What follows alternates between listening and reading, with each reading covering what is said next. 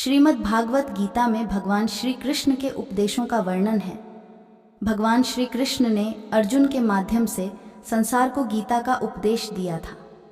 कृष्ण ने अर्जुन को गीता का पाठ तब पढ़ाया था जब उनके कदम महाभारत युद्ध की युद्ध भूमि में डगमगाने लगे थे। श्री कृष्ण के उपदेशों को सुनकर अर्जुन अपने लक्ष्य को पूरा करने की ओर अग्रसर हुए। कहा जाता है कि गीता में जीवन की हर एक परेशानी का हल मिल जाता है। गीता में कही गई श्री कृष्ण की बातें आज भी जीवन में आगे बढ़ते रहने की प्रेरणा देती हैं। ऐसे में किसी भी परेशानी का हल पाने और जीवन में सफलता पाने के लिए गीता की कुछ बातों का ध्यान रखना चाहिए। माना जाता है कि जो भी व्यक्ति गीता की इन बातों का जीवन में अनुसरण कर लेता है वह हर काम में ज़रूर विजय हासिल कर लेता है। ये रहे गीता के अनमोल उपदेश जो जीवन को नई राह दिखाते हैं। खुद नहीं बदलोगे तो समाज तुम्हें बदल देगा। जीवन में हमेशा दानी, उदार और दयालु होने से काम नहीं चलता। महाभारत में जिस तरह से कर्ण की जिंदगी में उतार चढ़ाव आए, उससे यही सीख मिलती है कि इस क्रूर दुनिया में अपना अस्तित्व बनाए रखना कितना मुश्किल होता है। इसलिए समय के हिसाब से बदलना ज़रूरी होता है, लेकिन वह बदलाव ही उचित है जिसमें सभी का हित हो। कर्ण ने खुद को बदलकर अपने जीवन के लक्ष्य तो हासिल कर लिया, लेकिन वे फिर भी महान नहीं बन सके क्योंकि उन्होंने अपनी शिक्षा का उपयोग समाज से बदला लेने की भावना से किया। बदले की भावना से किया गया कोई भी कार्य आपके समाज का हित नहीं कर सकता। शिक्षा का सदुपयोग जरूरी।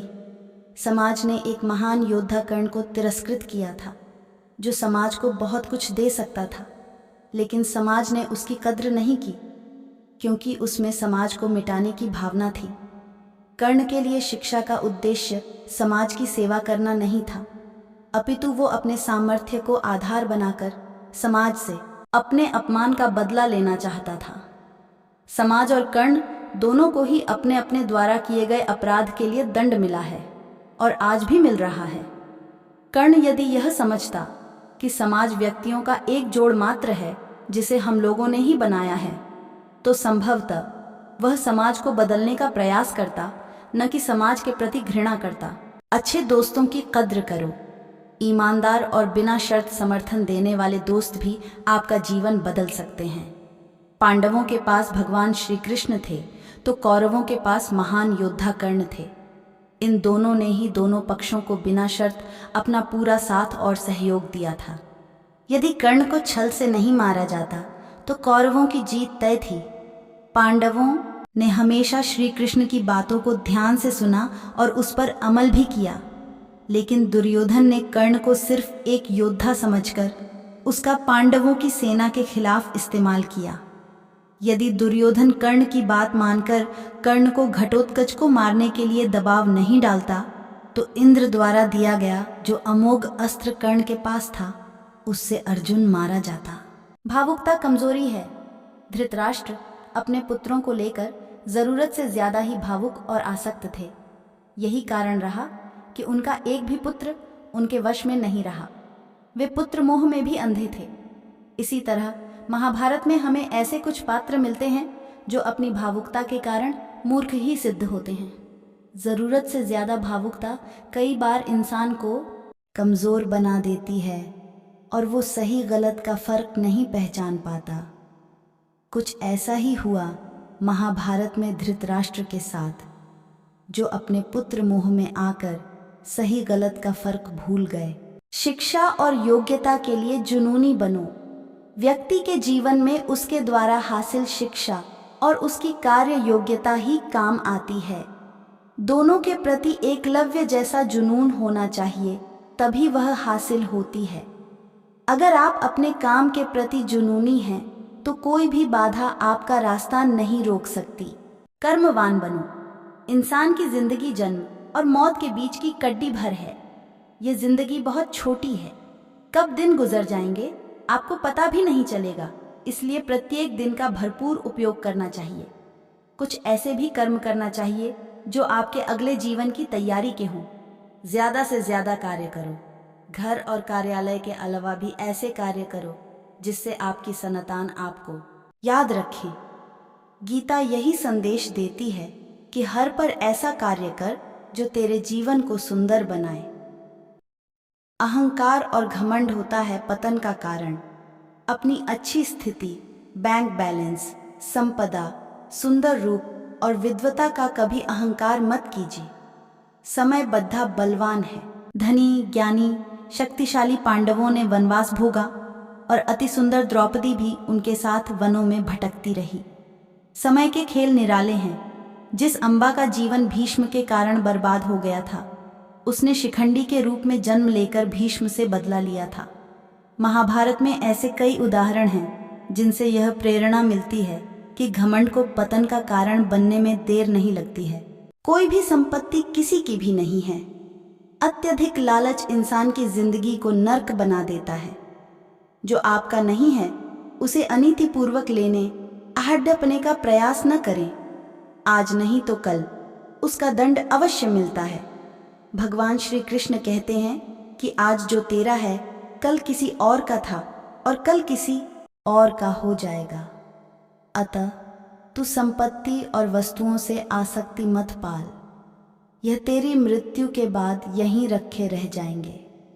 अर्जित करना है तो परिवार का प्रेम और अपनत्व अर्जित कर, जो हमेशा तेरे साथ रहेगा। छिपे हुए को जानने का ज्ञान जरूरी।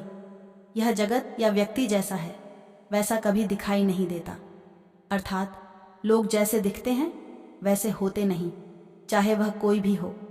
महाभारत का हर पात्र ऐसा ही है, रहस्यमय। छिपे हुए को जानना ही व्यक्ति का लक्ष्य होना चाहिए, क्योंकि ज्ञान ही व्यक्ति को बचाता है।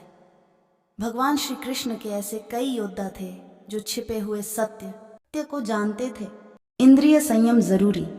इंद्रियां कभी तृप्त नहीं होती। जो इंद्रियों के वश में है उसका पतन निश्चित है। बहुत से लोग आजकल किसी न किसी प्रकार की आदत या नशे के गुलाम हैं। ऐसे लोगों का धीरे धीरे क्षरण होता जाता है। इंद्रिय संयम आता है संकल्प से। महाभारत का हर पात्र संकल्प से बंधा हुआ है। शक्ति का संचय इंद्रियों को वश में करने से ही संभव हो पाता है। चिंता, भय और अशांति है मृत्यु का द्वार।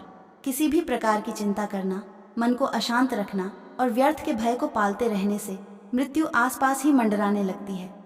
मौत तो सभी को आनी है, फिर चिंता किस बात की? कोई पहले मरेगा और कोई बाद में। चिंता का मुख्य कारण मोह है। जेलखान, दवाखाना या पागल खाना वह व्यक्ति जाता है जिसने धर्म सम्मत या संयमित जीवन नहीं जिया, बहुत महत्वाकांक्षी है, या जिसने धन और शक्ति के आधार पर रिश्ते बना रखे हैं, या जिसे अपनी संपत्ति की सुरक्षा की चिंता है। महाभारत को पढ़ने से हमें यही शिक्षा मिलती है कि चिंता मुक्त जीवन सबसे बड़ी दौलत है। गोपनीयता और संयम जरूरी। जीवन हो या युद्ध, सभी जगह गोपनीयता का महत्व है। यदि आप भावना में बहकर किसी को अपने जीवन के राज्य बताते हैं या किसी व्यक्ति या समाज विशेष पर क्रोध या कटाक्ष करते हैं तो आप कमजोर माने जाएंगे। महाभारत में ऐसे कई मौके आए जबकि नायकों ने अपने राज ऐसे व्यक्ति के समक्ष खोल दिए जो राज जानने ही आया था, जिसके चलते ऐसे लोगों को मुंह की खानी पड़ी। दुर्योधन, भीष्म, बर्बरिक ऐसे उदाहरण हैं जिन्होंने अपनी कमजोरी और शक्ति का राज खोल दिया था। सफर करने में होती है बरकत। एक स्थान से दूसरे स्थान पर जाना या एक स्थान को छोड़कर दूसरे स्थान पर रहने से लाभ ही मिलता है। पांडवों को हस्तिनापुर छोड़कर 2 बार जंगल में रहना पड़ा और अंत में उनको जब खांडवप्रस्थ मिला तो वे वहां चले गए। इसी तरह भगवान श्री कृष्ण को भी कई बार मथुरा को छोड़कर जाना पड़ा और अंत में वे द्वारिका में बस गए थे। कई बार लोगों को व्यापार या नौकरी के लिए दूसरे शहर या देश में जाना होता है।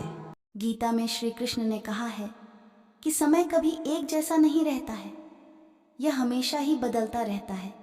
इसलिए हमें कभी भी एक परिस्थिति में नहीं रहना चाहिए।